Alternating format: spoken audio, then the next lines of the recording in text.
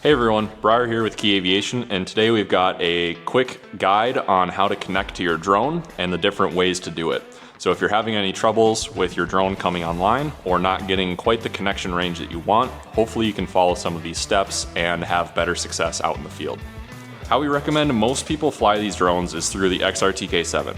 So this acts as a RTK base station as well as a repeater for the drone.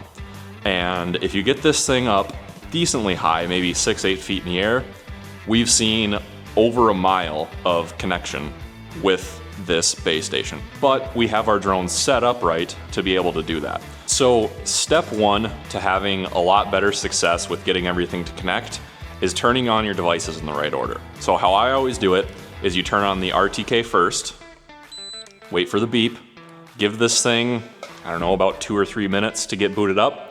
So usually if you're just pulling out to a field, you turn that thing on, and then you get the rest of your setup ready to go. As you can see here, my RTK is booted up and ready to go. So we'll come over to the drone.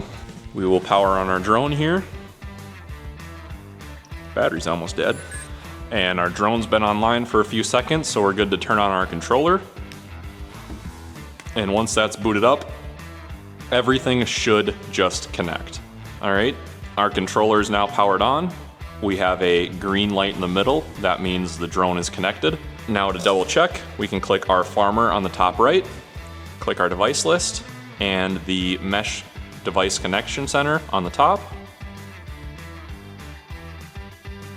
And you can see here, our RTK is green, so that is our central device. We have a line connecting it to the controller and a line connecting it to the drone, and then a chain link between the drone and controller. If you open up your device connection center and it looks something like this, all right, now you can take your SRC5, pull it into the bubble here, and then you'll see that line starting to form. It's already chain linked to the drone, so that means it's bound together and networked. And you can see there, it says connected, we're good to go.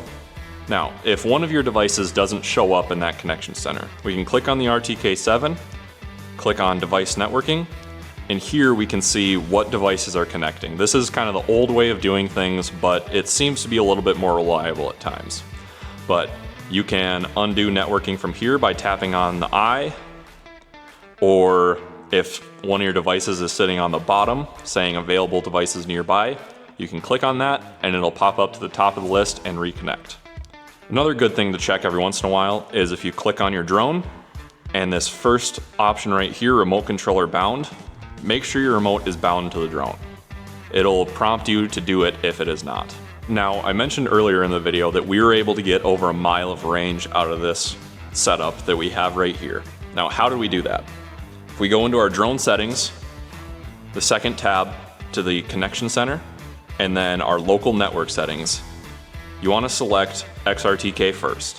That basically prioritizes the radio connection between the drone and the RTK, but you'll get a little bit worse camera footage.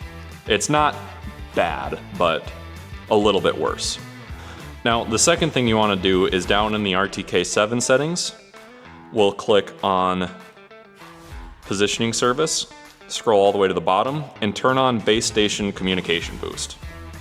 This is another way that it prioritizes the radio connection to the drone, but not the camera footage. That's about all we have for this video. If you've got any questions, feel free to reach out. Our contact information will be in the description, and hopefully some of these little tips could help you out in the field.